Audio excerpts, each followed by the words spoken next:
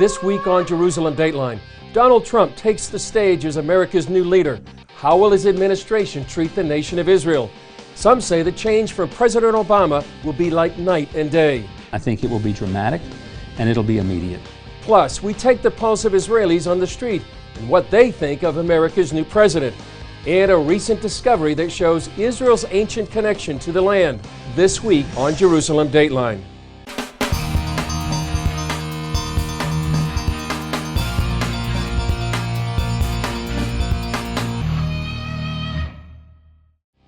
Hello and welcome to this edition of Jerusalem Dateline. I'm Chris Mitchell.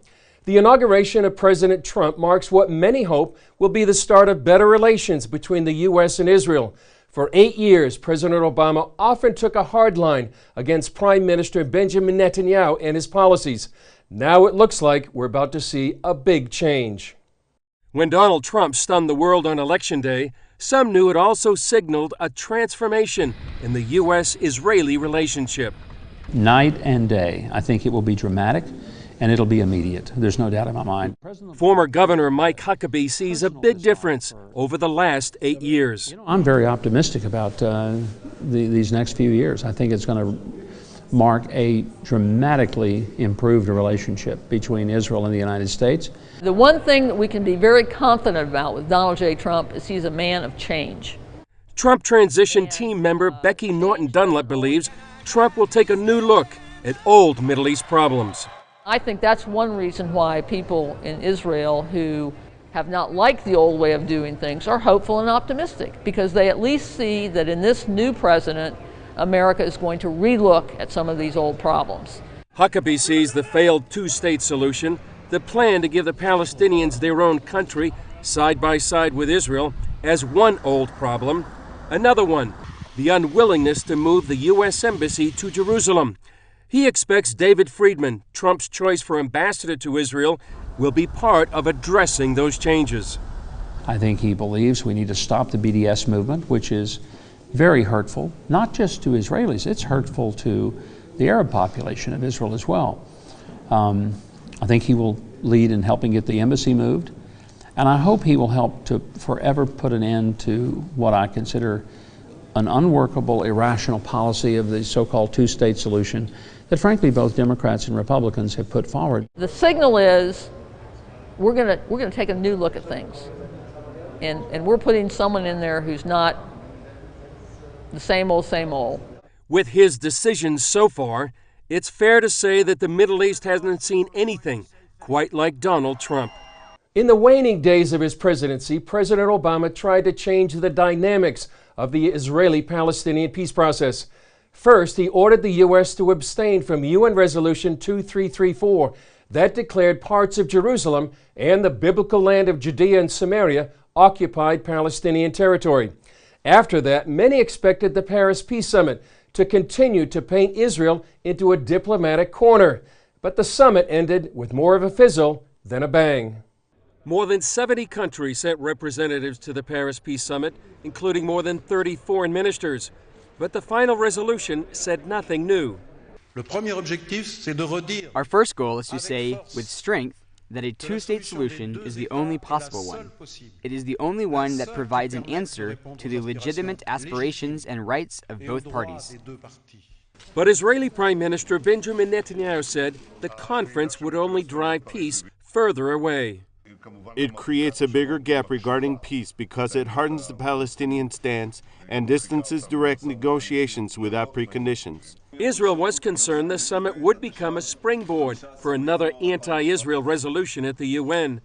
The U.S. abstained, allowing anti-settlement resolution 2334 to pass just before Christmas. But Secretary of State John Kerry called Netanyahu to assure him that wouldn't be the case. CBN senior editor John Waggy said Kerry's statement is a reflection of a major transition.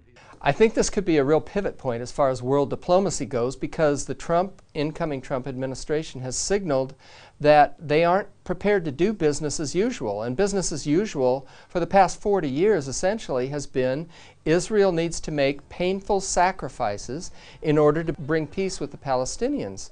Now Israel is waiting to see how the Trump presidency will change the Middle East. Well, joining me to talk more about the incoming Trump administration and the impact on Israel is CBN News senior editor John Waggy and CBN News Middle East correspondent Julie Stahl. Julie, John, thanks for joining us here on Jerusalem Dateline. John, tell us about, you talked about a historical pivot point in this story we just aired. Can you expound on that? What do you mean by that? Well, I think, Chris, that there's a potential for a world-changing, historical page-turning, chapter-turning with the exit of the Obama administration and the incoming Trump administration, because the action that's already been taken in Washington, even before Trump was inaugurated, is Congress on Capitol Hill really changing the entire tone of the U.S. policy toward Israel especially, and defending in the United Nations Israel's actions there and Israel's right to be there. So we have legislation from senators like Lindsey Graham and Ted Cruz who are blocking funding for the United Nations if their bill passes unless the Resolution 2334 is repealed. And then we have other legislation and also the testimony of Nikki Haley, who will be the ambassador to the UN, talking about Israel's treatment of the UN as a kick in the gut and saying she plans to change the Obama administration policies. So that's a big change in foreign policy for the entire world, not just the United States. Right, and you had mentioned earlier that before we went on camera, maybe similar to what happened in 1981 when Reagan took over from Jimmy Carter. There is that possibility. The tone is going to change dramatically. Now, one thing Reagan didn't have when he took over from Carter was all the protesters that planned to protest Trump's inauguration and the time right after that. With Reagan, there was still a civility in the country that we don't see right now. So there is that change.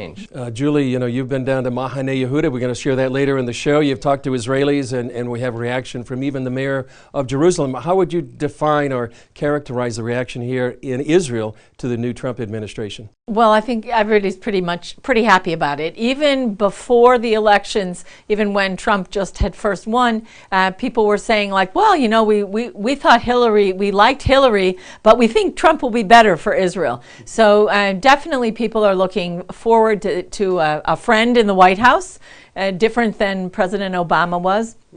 I know Prime Minister Netanyahu, this is the first time he will have worked with a Republican president. That's right, And the mayor of Jerusalem is kind of campaigning on behalf of Trump because he wants to move the embassy to Jerusalem. That's right. Speaking of that, that's a huge issue right now here in Israel, and I know Trump seems to be the first president in a long time to actually make good on his promise to move the embassy. What impact do you think that's going to have here in Jerusalem, Israel, and the Middle East?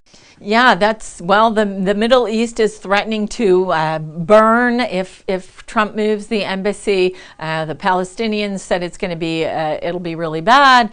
They'll launch another intifada.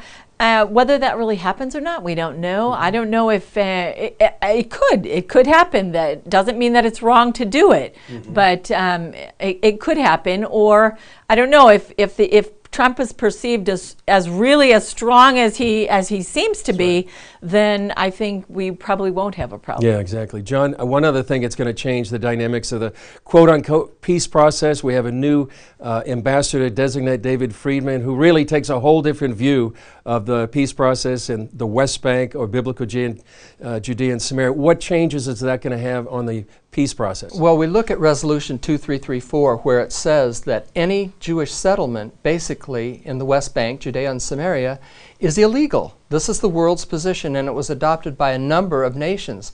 The United States, under Trump, and Ambassador Friedman comes in and basically says, this is disputed territory, not occupied. That's a sea change from what we've seen before.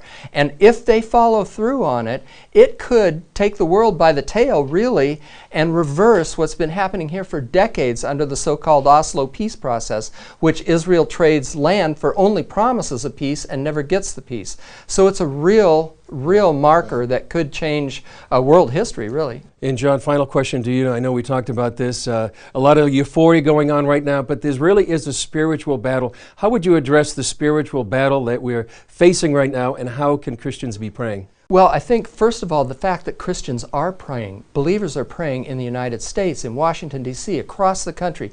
Believers are praying here in Jerusalem for what is about to unfold here. And I don't think that can stop. You can't just rest on your laurels, because this could be a very convulsive time ahead. And people need to be praying day by day, hour by hour, week by week. To see the plans and purposes for the Lord. That's what we're supposed to pray, for the peace of Jerusalem, and that His plans will be set and manifested here. That's a great reminder to pray for the peace of Jerusalem like the Bible commands us, and I'm sure many people will be doing that. So Julie, John, thanks for joining us, and we'll be talking more as time goes on for this historic change here in Israel and the Middle East. Thanks. Up next, will President Trump shake up Europe? He wants to make America strong again, and frankly, for the Western world and Western values, that's important.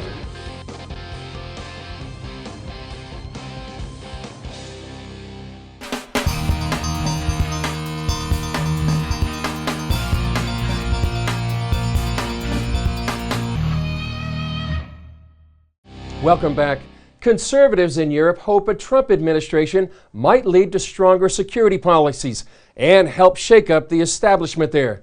Here's CBN's correspondent Julie Stahl with that story. The record number of refugees in Europe, combined with terror attacks like those in Belgium and Germany, makes some conservatives long for change. The kind of change President Donald Trump promises to bring the U.S. Media on both sides of the Atlantic, however, are pushing back on that notion. First of all, the Belgian press has been terrible vis-à-vis Trump, his movement before the election, after the election. Several European politicians attending the recent Jerusalem Leaders Summit told CBN News they look forward to America under Trump. Michael Modrikamen says while most Belgians don't understand politics in the U.S. or Trump's whole story, many are drawn to him all the same. When you listen to people and people in the street, they say, we need also a Donald Trump in Belgium. That's very funny. So they don't know exactly, and they hear only bad news, but they say, okay, we need somebody that is shaking the system. You know, it's exactly what we're willing to do, you know, shaking the system. Last year, Modrikamen praised Trump in a video filmed only 11 days before ISIS suicide attacks in Brussels that killed more than 30 people. America should not become another Brussels. It was once a vibrant, entrepreneurial, joyful, peaceful city. That was before. Brussels is becoming a third world city. We are just lost in a kind of a postmodern society, hedonistic society, and it's exactly what America shouldn't become. I think in Sweden they wanted Hillary to win, the most people, but I think Donald can make a difference, and he's a very powerful man, and I think it's going to be great. European Parliament member Christina Winberg believes many of the 100,000 migrants in her country could become radicalized, so Sweden should take a cue from Trump. Some things that Donald says about taking action on criminals and stop the migrants, and I agree with something of that. Britain has already gone a step further. Roger Helmer says his country's vote to leave the European Union in June may have paved the way for Trump's victory. I think there was a very real impact, and given that Donald Trump's victory, while it was wonderful, was by a pretty narrow margin, I really think that the inspiration of Brexit, of the people saying we've had enough of this and we're going to do something different, I think that could have tipped it. Helmer said Trump has received what he calls negative ratings in Europe. Frankly, if you go back through some of the comments he made through the campaign, well, you can understand why the bleeding heart liberals would be pretty upset. But I think in terms of what he's really going to do, he's a man of the right sort of values for America and for the world. He says Trump's goals are good for Western civilization. He wants to make America strong again, and frankly, for the Western world and Western values, that's important. Coming up, what Israelis are saying about President Trump. I don't think we can believe anything he says up until now because he's not good on his word, so we'll see. And of course he's going to be good Israel. He likes Israel. He's good to the Jewish people.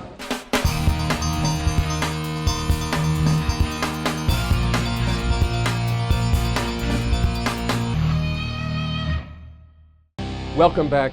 After 8 years of rough relations between President Obama and Israel, many Israelis see change on the horizon with this new administration. We asked Israelis in Jerusalem's Mahane Yehuda market how they think President Trump will be for Israel.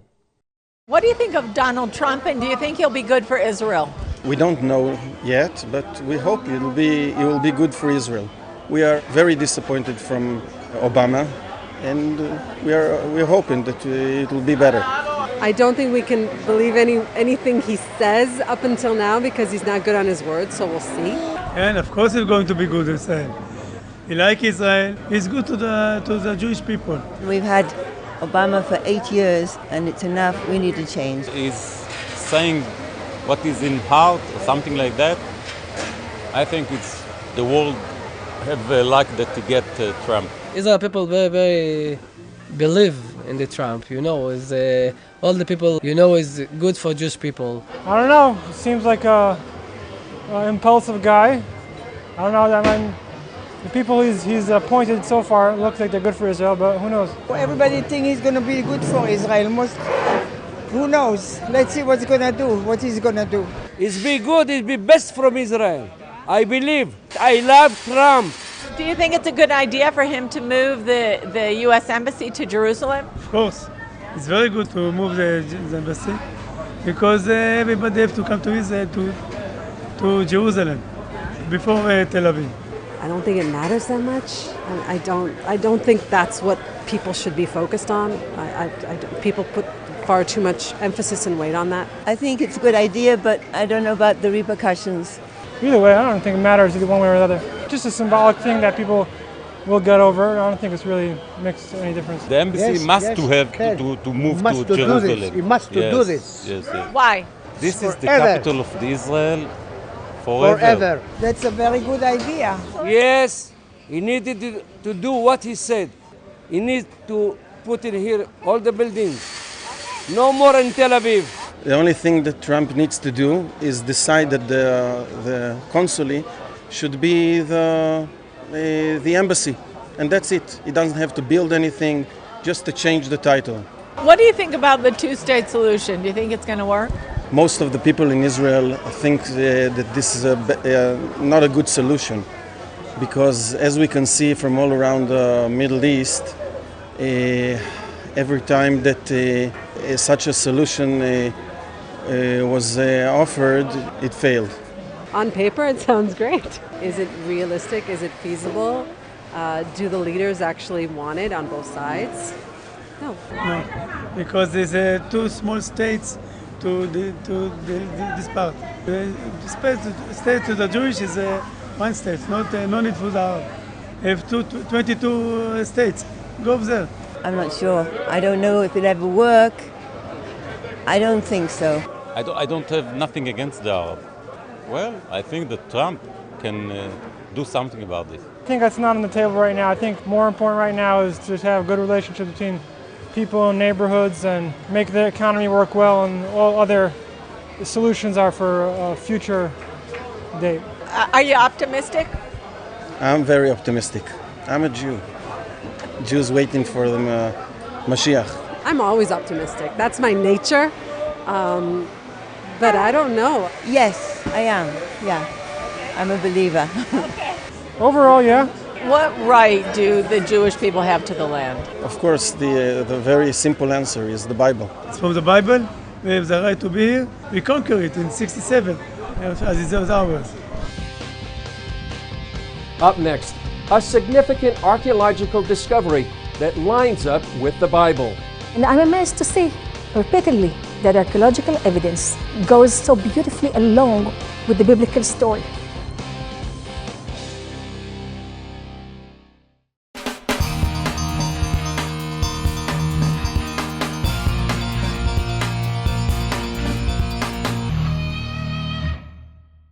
Welcome back.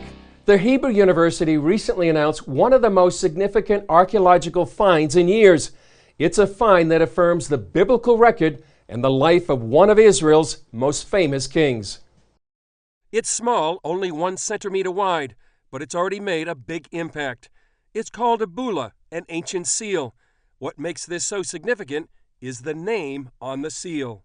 We discovered the seal impression imprinted by King Hezekiah himself, saying very clearly in ancient Hebrew, Lehizkiyahu, Achaz, Melech Yehuda, belongs to Hezekiah, son of Achaz, king of Judea.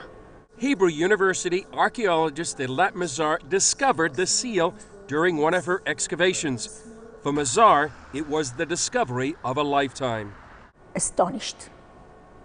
This was, I think, this was most amazed find for me personally, ever. I was kind of amazed. Mazar and her team discovered the bulla in this area. It's called the Ophel, built by King Solomon and located at the southern wall of the Temple Mount. Mazar says the discovery is unprecedented. We never found in archaeological excavations, scientific stratigraphy, such an item that is so close, private, tangible to any of the Israelite or Judean king ever. I believe it's as close as we can get to any biblical figure, not to mention such a figure as King Hezekiah. The Bible describes Hezekiah in 2 Kings 18:5. It says, "He trusted in the Lord God of Israel, so that after him was none like him among all the kings of Judah, nor who were before him." Mazar says the bulla was King Hezekiah's personal seal for important documents. She says the find validates the Bible.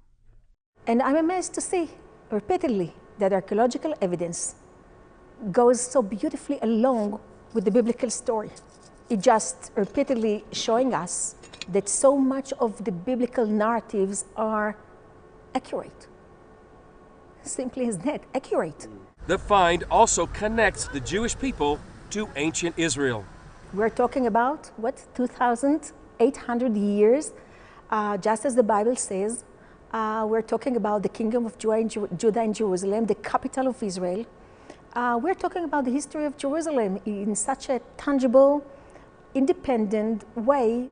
The discovery of King Hezekiah's seal is just one of many discoveries that shows Israel's connection to the land. Well, that's all for this edition. Thanks for joining us. Remember, you can follow us on Facebook, Twitter, and Instagram. I'm Chris Mitchell. We'll see you next time on Jerusalem Dateline.